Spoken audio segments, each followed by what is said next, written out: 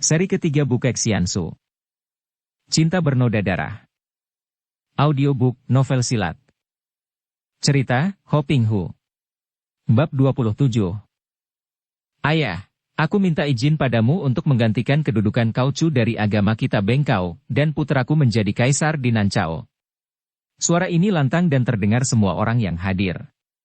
Suasana menjadi sunyi sekali setelah Liu Luxian mengucapkan permintaannya ini.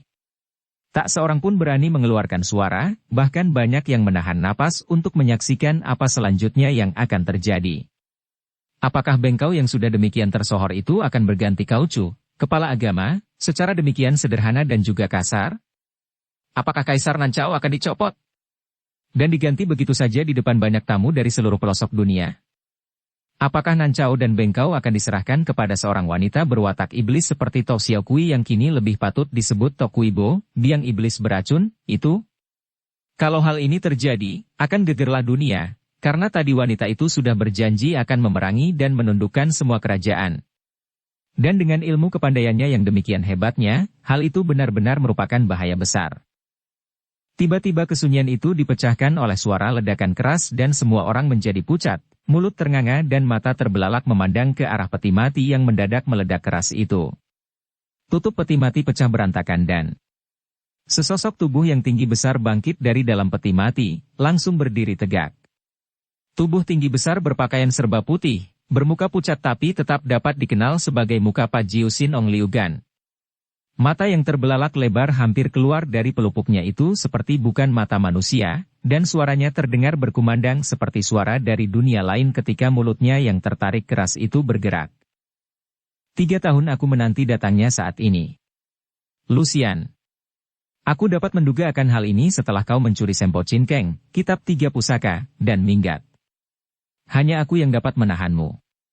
Mari kau ikut aku meninggalkan dunia yang banyak penderitaan ini. Sejenak Liu Luxian terhenyak kaget, mundur 2 langkah dan mukanya berubah pucat. Akan tetapi beberapa detik kemudian ia agaknya dapat menahan gelora hatinya yang terkejut, karena ia melangkah maju lagi 3 langkah dengan gerakan tenang. Kemudian suaranya terdengar lantang, juga mengandung kumandang seperti terdengar dari dunia lain karena ia juga mempergunakan ilmu mujizat Coan ini Huntu seperti yang dipergunakan ayahnya tadi. Tidak, ayah. Aku masih ingin hidup, ingin menguasai dunia, ingin memperkembangkan Bengkao sehingga seluruh manusia di permukaan bumi ini menjadi penganut Bengkao semua. Bodoh. Agama yang dipaksakan dengan kekerasan akan hancur sendiri karena para penganutnya akan menjadi penganut palsu. Mari, ikut dengan aku. Ayah, kenapa kau tidak mati sendiri? Aku tidak mau ikut. Pajiu Sin Ong Liu Gan yang disangka telah mati selama 3 tahun lebih itu tertawa, suara ketawanya bergelombang dan kumandangnya datang susul menyusul.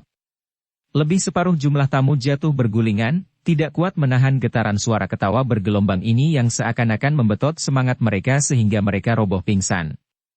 Hanya tokoh-tokoh besar saja yang sanggup menahan sehingga tidak roboh terguling, akan tetapi mereka tetap saja harus mengerahkan sinkang dan tergoyang-goyang di atas tempat duduk masing-masing.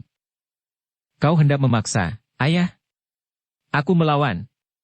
Bentak Liu Luxian dan tubuhnya bergerak ke depan, melancarkan pukulan dengan kedua tangannya, dibantu rambut kepalanya. Karena maklum bahwa di dunia ini agaknya hanya ayahnya yang merupakan lawan terberat, maka sekaligus Liu Luxian mengeluarkan seluruh tenaganya untuk merobohkan ayahnya yang disangkanya telah mati itu. Pajiu Sin Ong Liu Gan masih tertawa keras ketika ia mengulur kedua tangannya ke depan. 2 pasang tangan bertemu di udara, sepasang mata Liu Gan makin melotot keluar dan ia tampak kaget sekali, mulutnya mengeluarkan suara.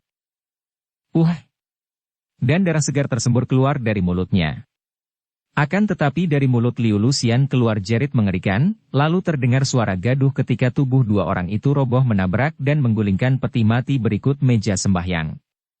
Keduanya roboh miring dengan sepasang tangan masih saling menempel. Akan tetapi ketika Bengkao Liu Mo dan yang lain-lain mendekati, mereka mendapat kenyataan bahwa kedua orang ayah dan anak ini telah putus napasnya. Pajiu Sin Ong Liu Gan telah memenuhi kehendaknya, yaitu mengajak putrinya bersama-sama meninggalkan dunia. Sebetulnya hanya Liu Mo seorang yang tahu bahwa suhengnya itu 3 tahun yang lalu belum mati, melainkan minta supaya dimasukkan peti dan dianggap mati karena sesungguhnya suhengnya itu bermaksud menyembunyikan diri dan bertapa, menanti munculnya Liu Luxian karena kakek ini sudah dapat membayangkan bahwa putrinya yang binal itu setelah berhasil mencuri Sempo Chin Keng, di kemudian hari pasti akan menggegerkan dunia. Suling emas sudah berlutut di dekat jenazah ibunya, wajahnya muram dan sedih. Akan tetapi hatinya lega karena ia pikir lebih baik begini daripada melihat ibunya hidup membuat kekacauan di dunia. Liu Hui juga berlutut di situ dan menangis. Tubuh Kau Bian Cincin yang terluka hebat, akan tetapi tidak membahayakan nyawanya, telah diangkut ke dalam untuk dirawat. Para anggota Bengkau nampak berkabung dan berduka, juga masih tegang oleh peristiwa hebat tadi. Tak seorang pun di antara mereka berani bersuara. Bengkau Chu Liu Mo lalu berdiri dan menghadapi para tamunya yang masih tegang, apalagi mereka yang tadi pingsan dan sudah siuman kembali. Cuai sekalian yang terhormat. Harap Cuai maafkan akan segala peristiwa yang tidak kami sengaja ini. Cuai maklum bahwa peristiwa ini adalah urusan pribadi Bengkau, maka kami harap Cuai sekalian sudi memaklumi dan tidak salah faham. Agar ucapan keponakan kami tadi tidak dianggap sebagai sikap Bengkau, kami sebagai ketua Bengkau di sini menyatakan dengan tegas bahwa Bengkau tidak bermaksud memaksa orang menjadi pemeluknya, dan bahwa Nancao sama sekali tidak bermaksud untuk mengganggu negara tetangga, akan tetapi kami pun pantang diganggu. Kemudian, mengingat akan keadaan yang menimpa kami, maka kami persilakan Cuai sekalian kembali ke tempat masing-masing, diikuti ucapan selamat jalan dan terima kasih serta maaf bahwa kami tidak sempat mengantar. Maka bubarlah para tamu. Setelah mereka memberi hormat, berdundun mereka keluar dari kota Raja Nancao.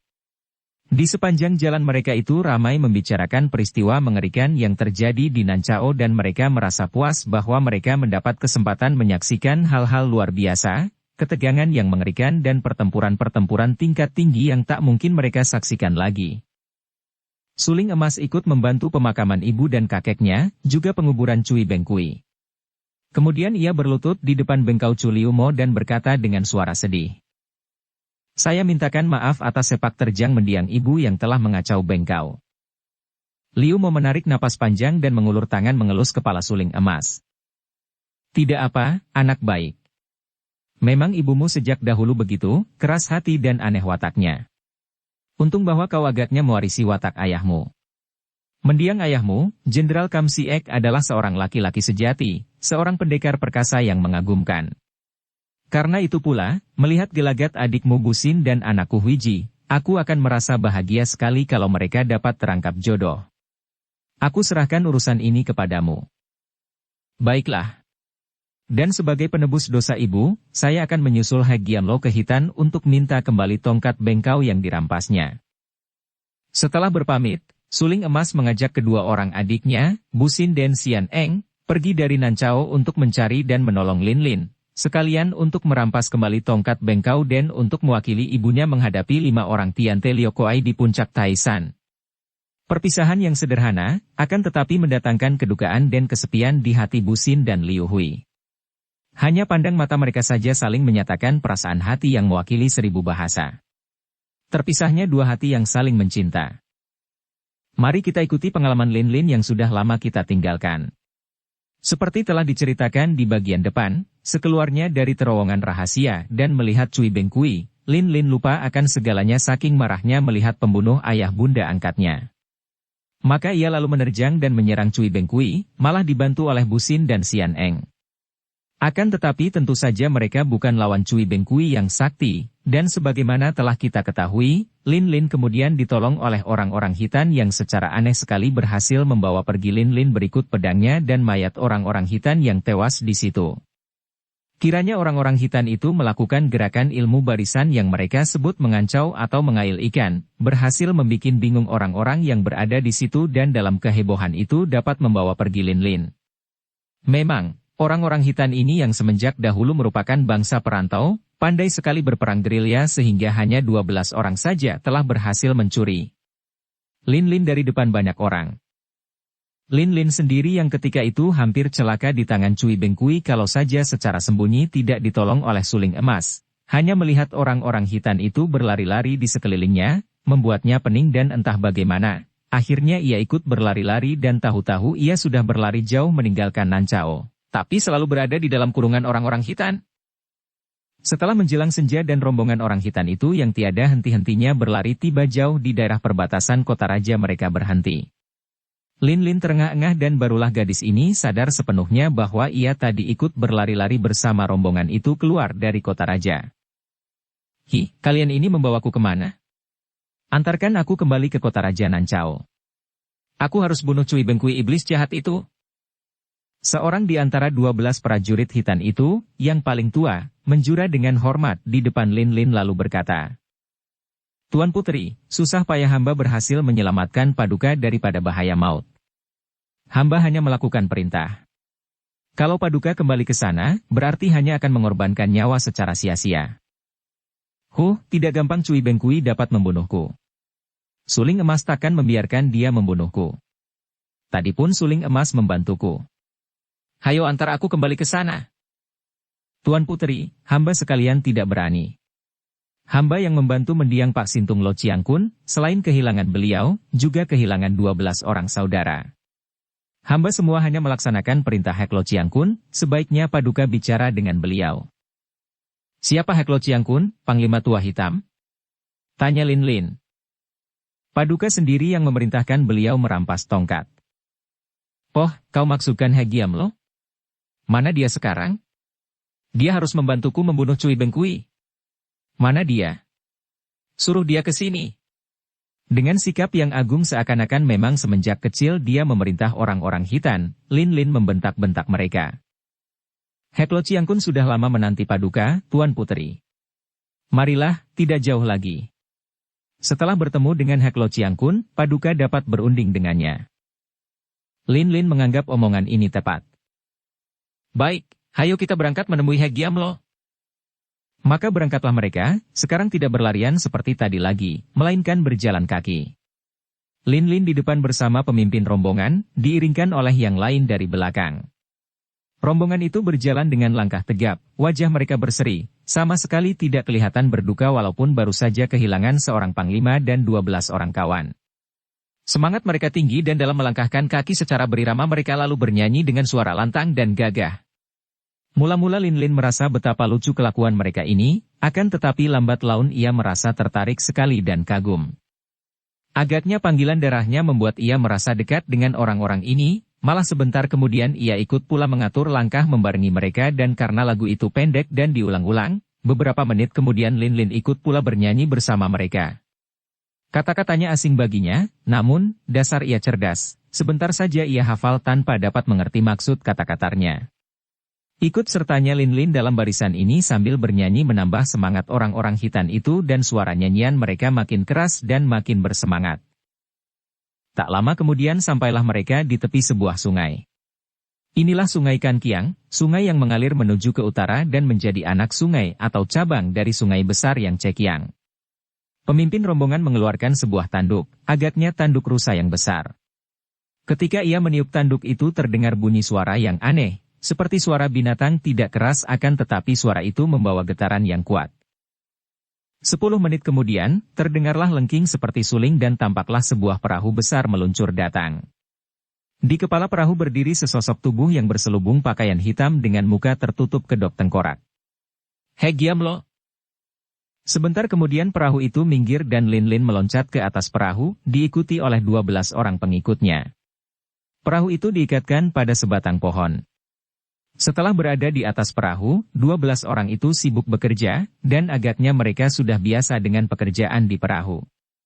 Kini anak buah perahu yang tadinya hanya 3 orang, menjadi 15 orang. Lin Lin cepat menghampiri Hek Giam Lo. Bagaimana Hek Giam Lo? Apakah perintahku sudah kau lakukan? Mana tongkat bengkau itu? Berkata Lin Lin dengan sikap memerintah. Hek Giam Lo membungkuk sedikit, lalu terdengar suaranya dari balik kedok tengkorak. Berkat bintang paduka yang terang, tongkat bengkau sudah berhasil hamba rampas, sekarang berada di dalam bilik perahu. Harap paduka sudi masuk bilik dan beristirahat, sebentar lagi kita berangkat. Berangkat? Lin Lin terkejut. Kemana? Kemana lagi kalau bukan ke Hitan? Kita pulang, Tuan Putri. Tidak. Aku perintahkan, tidak pulang ke Hitan sekarang. Hek Giam Lo, kau harus membantuku, kembali ke Nancao untuk menghadapi Cui Bengkui. Sejenak tengkorak hitam itu diam saja, bergerak pun tidak, seakan-akan ia termenung. Sukar untuk mengatakan bagaimana perasaannya di saat itu karena wajahnya yang asli tidak nampak. Akan tetapi setelah ia bicara, ternyata bahwa ia menahan kemarahannya. Tuan Putri Yalina, sudah banyak kita kehilangan orang, bahkan Sute Pak Sintung sampai tewas, semua gara-gara permintaan Paduka yang bukan-bukan. Sekarang hamba tidak dapat memenuhi permintaan Paduka lagi, kita harus berangkat kembali ke Hitan di mana Sri Baginda sudah menanti-nanti kedatangan Paduka. Tidak. Kau harus menurut perintahku, He Giamlo. Si tengkorak hitam menggeleng-geleng kepalanya dan mendengus tak acuh. Kau lihat apa ini? Kau harus tunduk kepadaku. Lin Lin mencabut keluar pedang besi kuning dan menodongkannya ke arah He Giamlo. Melihat ini, para anak buah perahu serta-merta menjatuhkan diri berlutut. Akan tetapi He Giamlo mendengus aneh dan sekali tubuhnya bergerak, ia telah menyergap maju dan tiba-tiba Lin Lin merasa tubuhnya menjadi kaku dan pedang itu telah terampas oleh He Giamlo. Tengkorak hitam itu mengeluarkan suara perintah dalam bahasa Hitan dan 5 orang yang berlutut di belakang Lin Lin, tiba-tiba melompat dan menerkam gadis itu, menelikung kedua lengannya ke belakang dan mengikatnya dengan sehelai sabuk sutera yang kuat.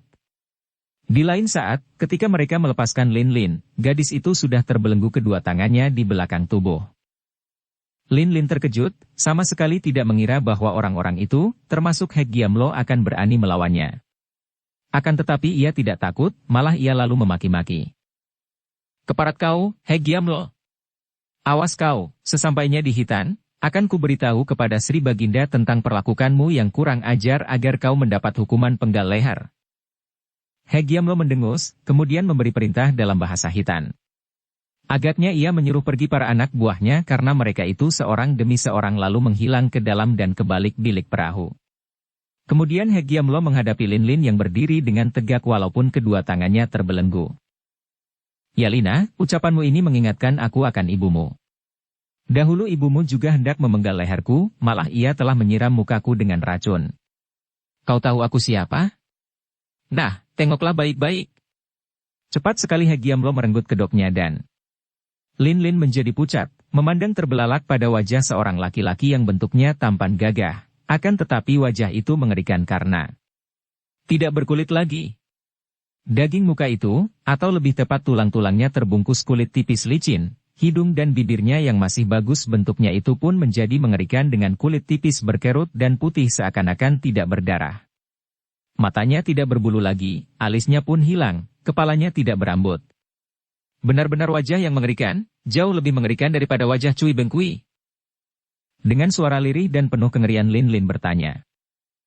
Secepat tadi ketika merenggutkan kedoknya, He Giamlo sudah memasangnya kembali. Kedok tengkorak itu agaknya tidak mengerikan lagi, dibandingkan dengan muka yang bersembunyi di balik kedok. Kau telah melihat wajahku? Wajah yang dahulunya tampan gagah, karena aku berdosa mencinta ibumu, aku mendapat perlakuan begini kejam. Ibumu menolak aku, kakaknya sendiri seayah lain ibu, dan dia memilih seorang prajurit biasa menjadi suaminya, yaitu ayahmu.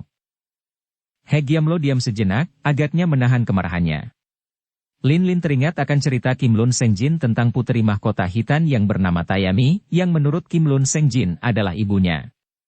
Teringat ia betapa kakek itu bercerita bahwa Putri Tayami bersama suaminya, seorang prajurit gagah perkasa dan pilihan, gugur dalam perang melawan musuh karena ada saudara-saudara ibunya yang berkhianat. Mengingat ini, serta-merta naik darah panas ke kepalanya dan mulutnya menyerang dengan ejekan. Jadi kaukah orangnya yang berkhianat, bersekutu dengan kerajaan Sung sehingga bangsaku dipukul hancur di Shanxi, dan ibu serta ayahku gugur. Enak saja mulut Lin Lin menyebut bangsaku. Dan ayah ibuku, karena memang ia sudah tidak ragu-ragu lagi. Inilah musuh besarnya yang sesungguhnya, orang yang menjadi biang keladi kematian ayah bundanya yang gugur sebagai pejuang bangsa yang gagah perkasa. Hehe, kau pandai menduga, ya. Memang betul begitulah. Akan tetapi pembalasanku ini tidak berlebihan, kau sudah melihat mukaku yang disiram air beracun oleh ibumu. Aku tidak percaya. Aku tidak percaya ibu seganas itu. Kecuali kalau kau melakukan hal yang jahat, untuk membela diri mungkin ibu terpaksa harus menggunakan racun. Kau memang pandai menduga, agaknya arwah ibumu yang berbisik di dalam hatimu. Aku tidak bersalah, dosaku tidak berarti. Ibumu cantik jelita, seperti engkau begini, dan aku dahulu seorang pria yang tampan dan muda, penuh semangat dan nafsu. Aku hanya memasuki kamar ibumu, hendak mencumbu rayu, sudah sewajarnya antara pria dan wanita. Tapi dia. Semenjak itu aku benci kepadanya. Lin dapat membayangkan semua itu, biarpun ia tidak mendapat cerita yang jelas, namun ia dapat menduga apa yang telah terjadi pada masa sebelum ia terlahir di dunia itu, baca cerita suling emas.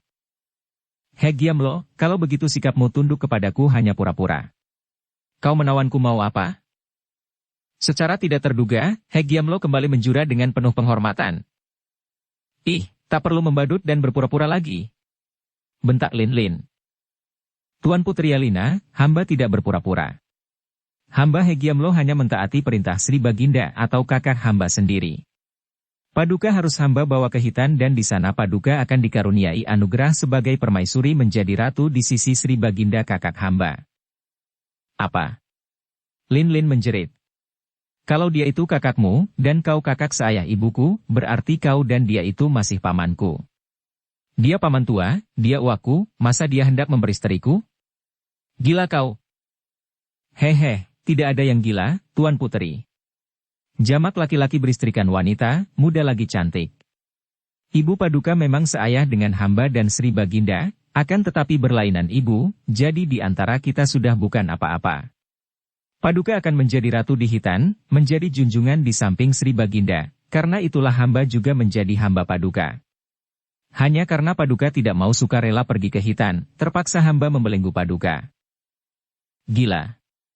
Kau dan semua orang Hitan yang gila ataukah aku yang berubah gila?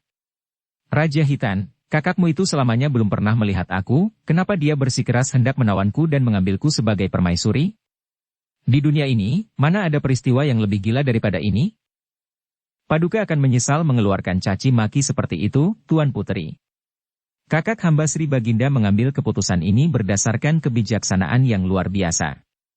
Mengingat bahwa Paduka masih keturunan langsung dari Kaisar tua, dan banyak panglima tua yang mengharapkan Paduka duduk menjadi yang dipertuan di Hitan, kebijaksanaan yang paling tepat adalah mengangkat Paduka menjadi permaisuri. Sudahlah, harap Paduka sudi mengaso. Tidak. Aku tidak sudi, tidak mau. Aku tidak sudi pergi ke Hitan. Pada saat itu, sesosok bayangan hitam berkelebat cepat sekali dan tahu-tahu Lai Bok Liong sudah ada di belakang Lin. Tangan kirinya berusaha merenggut putus sabuk sutera yang mengikat tangan gadis itu, sedangkan tangan kanannya menodongkan pedangnya ke dada Hegiamlo. Jangan takut, Lin Moi, aku membelamu. Bisik pemuda itu sambil mengerahkan tenaga tangan kirinya untuk melepaskan ikatan kedua tangan Lin. Gadis itu terkejut sekali. Andai kata suling emas yang menolongnya pada saat itu, tentu ia akan merasa bahagia dan girang sekali. Akan tetapi Lai Bok Liong? Ia cukup mengenal sahabat ini dan tahu sampai di mana tingkat kepandaiannya. Tidak jauh selisihnya dengan kepandaiannya sendiri. Mana bisa menang menghadapi Hegiamlo yang berdiri dengan tegak dan tak bergerak itu? Tidak saja akan sia-sia usaha pertolongan Bok Liong, malah sebaliknya selain ia sendiri tidak akan tertolong, pemuda ini malah akan menghadapi bahaya pula. Para anak buah perahu bermunculan, akan tetapi mereka hanya berdiri tertegun, tidak berani turun tangan sebelum menerima perintah Hegiamlo yang tampak tenang-tenang itu. Agaknya iblis tengkorak ini sengaja membiarkan Bok Liong melepaskan belenggu Lin, buktinya ia diam saja, hanya berdiri bertolak pinggang, seakan-akan ia gentar karena ditodong pedang oleh Lai Bok Liong. Akhirnya terlepas juga ikatan tangan Lin dan pemuda itu segera menarik tubuh Lin supaya berada di belakangnya, sedangkan ia sendiri memasang kuda-kuda, siap menghadapi lawan. Sikapnya gagah sekali dan pemuda yang tegap ini sudah siap sedia mengorbankan nyawanya untuk membela gadis yang telah merampas hatinya. Tiba-tiba Lin teringat akan sesuatu dan wajahnya berseri, timbul harapan di hatinya. Tentu, pikirnya, tentu guru pemuda ini ikut datang, kalau tidak, masa Bok Liong akan seberani ini menghadapi Hegiamlo? Liong Koko, mana gurumu? Bisik Lin penuh harap.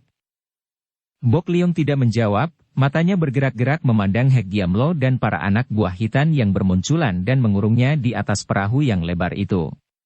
Perahu mulai bergoyang sedikit karena pergerakan mereka. Ia tidak dapat menjawab karena memang ia datang tidak bersama suhunya. Pemuda ini ketika melihat Lin Lin lenyap secara aneh bersama orang-orang hitan, merasa khawatir sekali. Hatinya sudah terampas oleh senyum dan sinar mata Lin Lin. Lai Bok Liong pemuda perkasa murid Gan Lopek itu telah jatuh cinta kepada Lin Lin. Karena itu, tanpa mempedulikan lagi peristiwa yang amat aneh dan menyeramkan yang terjadi di ruangan sembahyang bengkau, ia menyelinap pergi dan secepat kilat ia lari menyusul rombongan orang hitan. Ia terus membayangi mereka sampai mereka tiba di pinggir sungai dan melihat kekasih hatinya itu dihadapkan Hek Giam Lo dan dirampas pedangnya lalu diikat tangannya. Lai Bok Liong lupa segala, menjadi nekat dan cepat ia bertindak untuk menolong Lin Lin. Tentu saja ia cukup maklum betapa lihainya Hek Giam Lo, akan tetapi untuk membela Lin Lin yang dipuja di dalam hatinya, jangankan hanya menghadapi seorang Hek Giam Lo, biar di situ ada 10 orang Hek Giam Lo sekalipun, ia tidak akan mundur selangkah dan siap mengorbankan nyawanya untuk membela Lin Lin.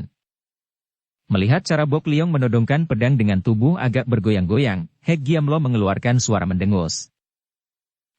Orang muda, mana gurumu Gan Lopek si badut gila itu? Suruh dia yang keluar menghadapi aku.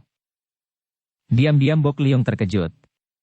Dengan melihat cara ia memasang kuda-kuda saja iblis ini sudah mengenal ilmu silatnya, terang bahwa sekarang ia bertemu lawan yang seimbang gurunya. Akan tetapi ia tidak gentar dan tidak menjawab ucapan Hek Giam Lo, melainkan menjawab pertanyaan Lin Lin tadi. Lin Moi, jangan takut.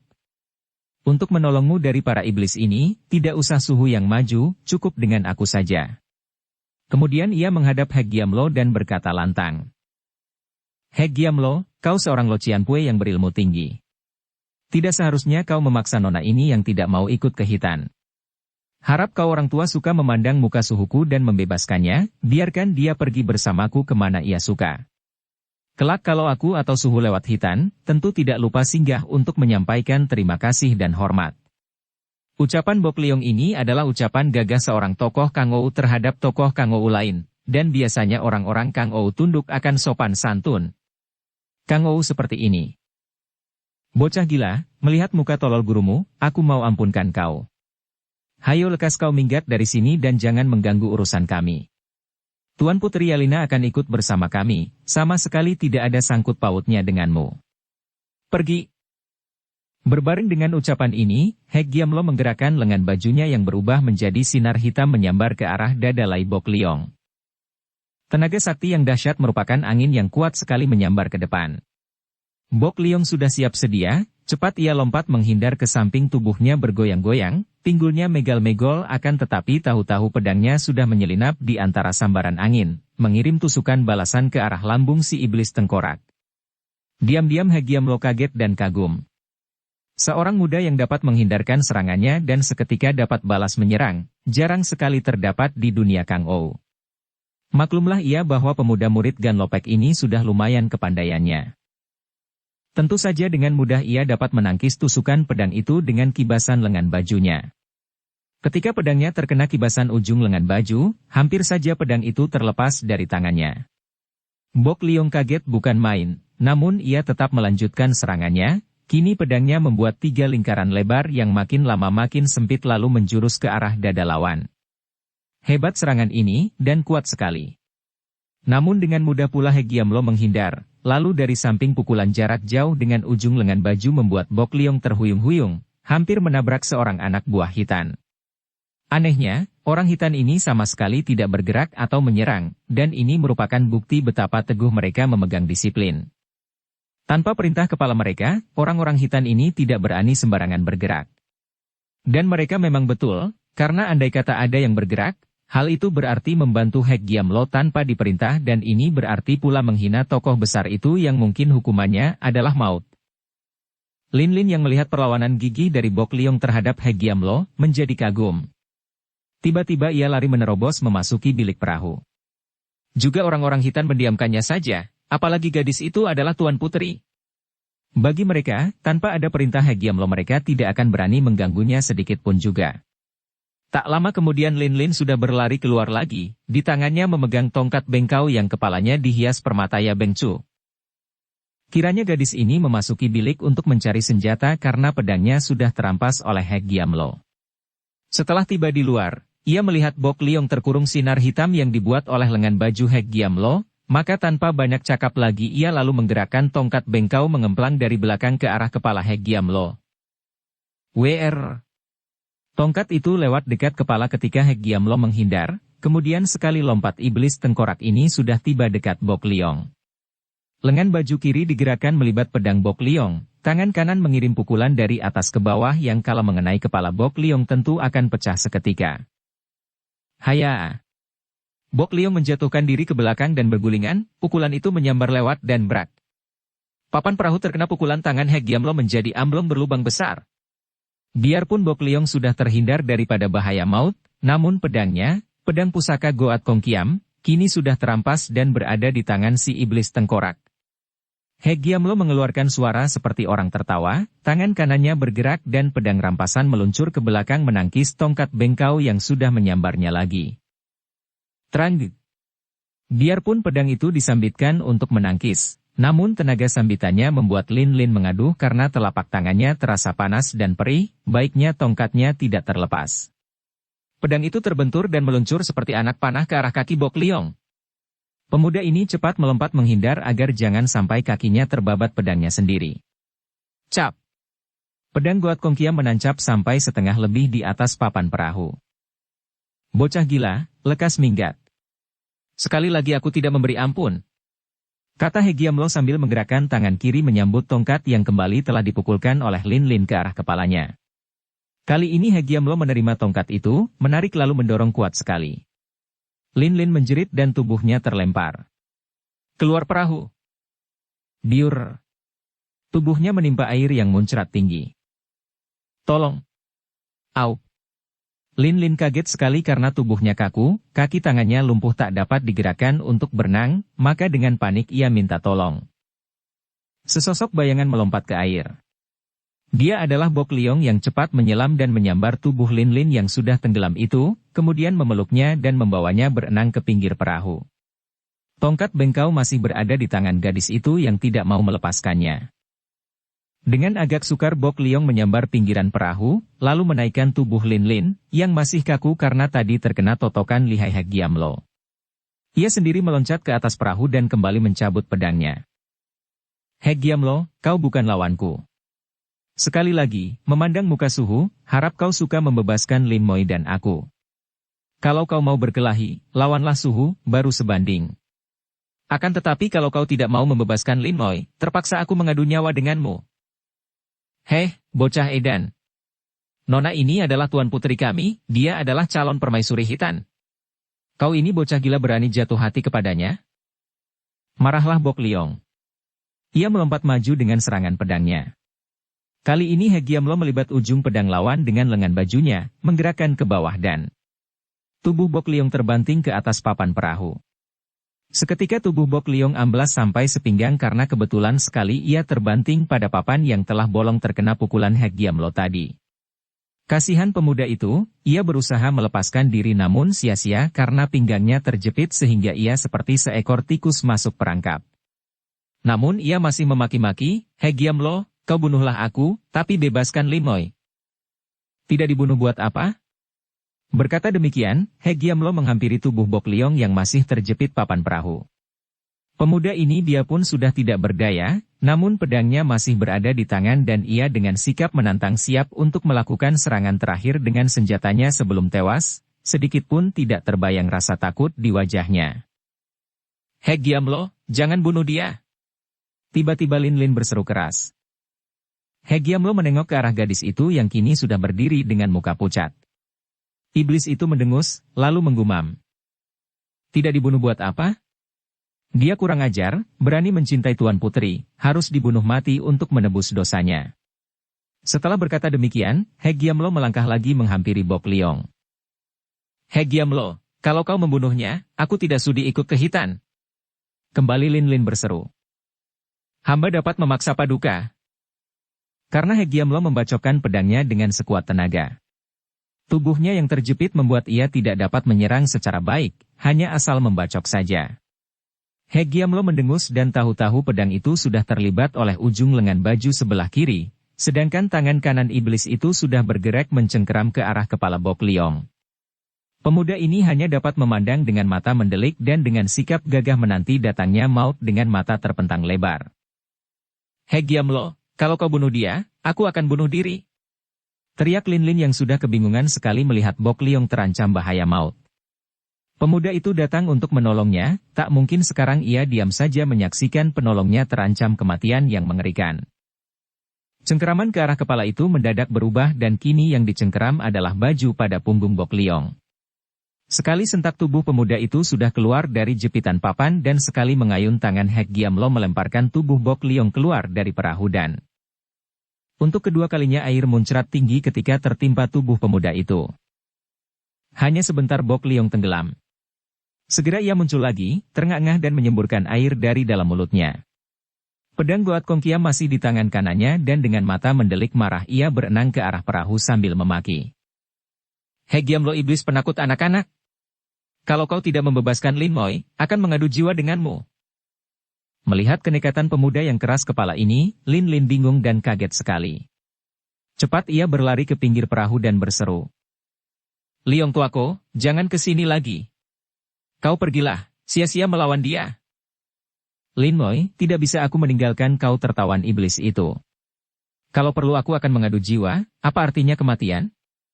Hidup pun tidak akan berguna bagiku kalau kau mengalami bencana." Penuh semangat pemuda ini menjawab. Jawaban yang sekaligus menyatakan cinta kasihnya terhadap gadis itu. Merah seketika wajah Lin Lin dan sejenak ia terharu. Pemuda ini benar-benar hebat, gagah perkasa dari cinta kasihnya terhadap dirinya sudah cukup teruji. Berkali-kali pemuda ini menolongnya dari bencana tanpa mempedulikan keselamatan dirinya sendiri. "Jangan, tuaku," katanya, suaranya agak gemetar. "Kau pergilah, aku tidak apa-apa, percayalah. Kelak kita dapat bertemu kembali. Aku minta dengan sangat, jangan kau kembali ke perahu." Bok Liong meragu, akan tetapi mendengar suara yang gemetar itu dan melihat wajah Lin Lin yang ketakutan mengkhawatirkan keadaan dan keselamatan dirinya, diam-diam ia merasa bahagia sekali. "Baiklah, Lin Moi, asal kau selamat, aku menurut segala kehendakmu. Tapi, aku akan selalu membayangimu. Awas mereka yang berani mengganggu, aku pasti akan menjungkir balikan bumi langit untuk mengadu jiwa." Setelah berkata demikian, pemuda itu berenang ke pinggir. Setelah mendarat, barulah ia merasa betapa tubuhnya sakit-sakit semua dan ia menggigil kedinginan. Akan tetapi melihat perahu itu meluncur maju menurutkan aliran sungai, ia pun cepat-cepat mengikuti dari tepi sungai. Pemuda ini sudah mengambil keputusan untuk terus mengikuti jejak Lin Lin yang menjadi tawanan orang-orang hitam. Ia bersikeras untuk membayangi terus, biarpun ia harus berjalan sampai ke hitam, atau kalau perlu, ia akan terus membayangi sampai ke neraka. Dapat dibayangkan betapa sengsaranya perjalanan ini. Yang dibayangi naik perahu, karena perahu itu menurutkan aliran air, maka tidak pernah berhenti. Bok Liong harus mengikuti terus siang malam, dan ia harus menyaksikan dengan tubuh letih betapa para penumpang perahu enak-enakan duduk melenggut, atau harus menyaksikan dengan perut lapar betapa para penumpang perahu makan minum di atas dek. Adapun Lin Lin selalu berada di dalam bilik perahu. Hanya kadang-kadang saja gadis itu keluar dan dengan hati pedih melihat bayangan Bok Liong bergerak di tepi sungai. Hatinya makin terharu dan kasihan melihat pemuda itu, bukan hanya karena kesetiaan dan cinta kasih pemuda itu, melainkan terutama sekali kasihan karena hatinya sendiri tidak akan dapat membalas cinta kasih Bok Liong. Hatinya sendiri, sudah tersangkut oleh sebuah suling yang terbuat daripada emas.